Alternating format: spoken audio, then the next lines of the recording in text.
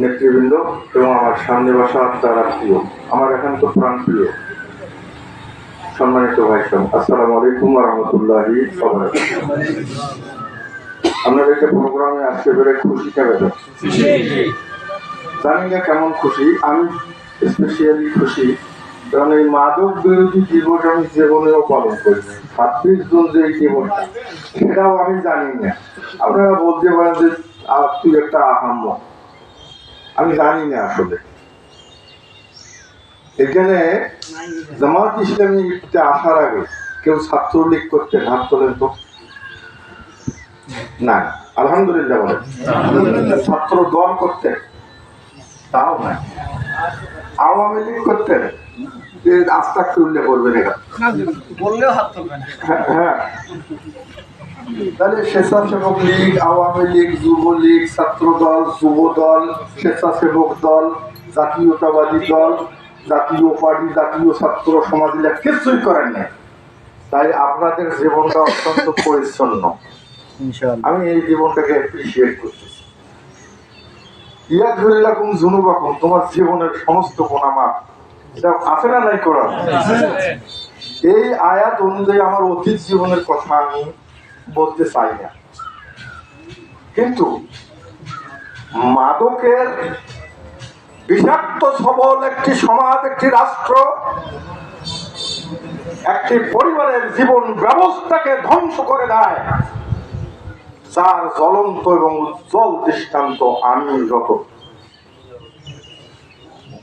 আমার ছাদের উপরে তখন বাংলা মতের জারকিন থাকতো, ভেবে পান করতাম। আমার বাবা আমার মা কাঁদত, নামাজে যায়, নামাজে কত চোখের পানি তারা ফেলেছে, কত লোককে ধরেছে। জামাতের নজরুল ইসলাম আসতে দেখে এনে তাকে ছোট ভাই মনে করে বলছিল রতনকে ভালো করো। আমাকে দাওয়াত দিয়েছে, তারা দাওয়াত দিতে এসেছে, তারা অপমানিত হয়েছে। মাদক বিরোধী দিবস পালন করার জন্য আসছেন। মাদক দ্রব্যগুলোকে কি যদি জিজ্ঞাসা করি, জামাতের লোক খুব কম করবে যে এখানে যত বক্তা তামান খালি করি মদ। মদে কি খালি মাদক? হেরোইন নয়, চরস নয়, মরফিন নয়, ইয়াবা নয়, বর্তমানে ফেন্সিডিলে সেদিন আজারের এবার ধরিয়েছে একটা খামারের থেকে 600 বোতল বলে পারে। আবার সেদিন দেখলাম ফেসবুকে স্টেডিয়াম মাদক একেবারে 18,000 বোতলে। তাহলে কত মাদক দ্রব্য আছে, এগুলোর প্রত্যেকটার সাথে আমি পরিচিত হই। আমরা এই বাংলাদেশ থেকে মাদক উৎখাত করতে চাই। যুব বিভাগের ইউনিয়ন দায়িত্বশীলদের বক্তব্য আমি শুনলাম, আমি মুগ্ধ হয়েছি। আলহামদুলিল্লাহ, আগামী দিনে এরা বাংলাদেশকে নেতৃত্ব দেবে এবং বাংলাদেশের মাটি থেকে মাদককে উৎখাত করবে, এই বিশ্বাস আমি এখানে রাখি।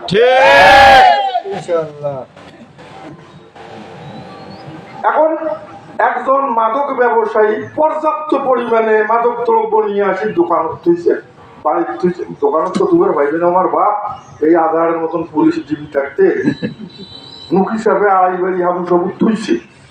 কিন্তু ভাই এটা যদি 1 মাসে 1 বছরে বিক্রি না হয়, এটা 25 দিন হবে।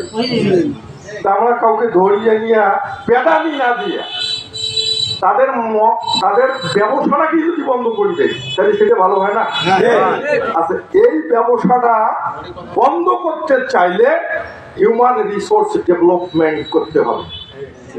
হিউম্যান রিসোর্স ডেভেলপমেন্ট মানে মানব উন্নয়ন। এখন বলবেন যে তুই কোন পদ্ধতিতে মানব উন্নয়ন করবো? ওয়ালাকাদ কানা লাকুম ফি রাসূলিল্লাহি উসওয়াতুন হাসানাহ।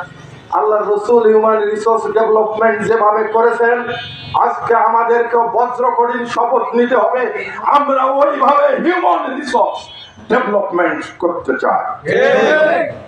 মাগুরা নামে এক সাহাবা, হুনাইন যুদ্ধ শেষ করে রাসূল আসতেছে, আসরের নামাজের সময় বেলালকে পাশে আযান দিল।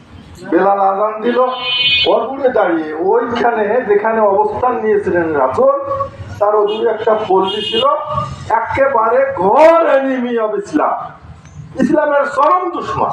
ওই পাড়ার দরবার ওটা চেহারা আসিয়া বেলালের আযানের ভেন্সি দিয়েছে। ভেন্সি বলতেন তো, ব্যঙ্গাত্ম আজান দেশে বেলাল আল্লাহু আকবার ওনাদের দুগুলো কয়েছে রসুল কাছে ধরিও ধরিয়েছে কওড়া আমি কাছে তুই আজান দে কাছে মুই পাও না তুই পাও না কারণ পায় না কয় পালে একটা আরো বেশি এইটার নাম জামুল কথা আজান দে না পাইনি আমি ধরি আমার কাছে আনো কাছে আসছে বসছে রসুল সুন্দর করে মাথাটা হাত বুঝে দিচ্ছে এবার বললো আজান দাও মাজুরা আজান দিল ইসলামের 3 জন বিখ্যাত মুয়াজ্জিন ছিলেন নাম্বার 1 বেলাল নাম্বার 2 মাজুরা নাম্বার 3 উম্মে মাকতুম বলেন না সুবহানাল্লাহ এই মাজুরা তার জীবনে চুলগুলা কাটে নাই সবাই বললেন চুল কাটিস না কেন কইছে যে চুলে রসুলের পবিত্র মোবারক হাতের স্পর্শ আমার চুলে এ চুল আমি কাটবো না মৃত্যুর পূর্ব মুহূর্ত পর্যন্ত সেই চুলে তাহলে হিউম্যান রিসোর্স ডেভেলপমেন্ট বুঝলেন পল্লীর কোন এক অখ্যাত কুখ্যাত নাম না জানা মাজুরাকে তিনি ইসলামের একজন বিখ্যাত মুয়াজ্জিনে পরিণত করলেন উনি Musab is the first development of first কূটনৈতিক আর কি diplomat of Islam Musab ibn Umar খুব সুগন্ধি করতেন স্মার্ট ডেডিকেটেড পার্সন ছিলেন আব্দুল্লাহ ইবনে আব্বাসকে সবাই জানেন রসুল সাল্লাল্লাহু আলাইহি ওয়াসাল্লাম তাহাজ্জুদ করতে হয় তার আগতে হবে উড়িয়া উজুর বানিয়ে নিয়ে রসুল উড়ি দেখে উজুর বানি খায় কত মনে আছে উজু করে নামাজ পড়ছে দোয়া করলেন আল্লাহ তুমি হযরত আব্দুল্লাহ ইবনে আব্বাসকে বিশ্ব মুসলিম উম্মতের শিক্ষক বানায় দাও সুবহানাল্লাহ এই জন্য আজ পর্যন্ত শুধু আজ পর্যন্ত নয় কিয়ামত পর্যন্ত আব্দুল্লাহ ইবনে আব্বাস রাদিয়াল্লাহু তাআলা আনহু মুফাসসিরদের সম্রাট হিসেবে পরিচিত থাকবেন সবাই যাবে ইনশাআল্লাহ এরকম করে অজ্ঞাত অজানা অপরিচিত যুবক সম্প্রদায় আমি যেগুলোর কথা বললাম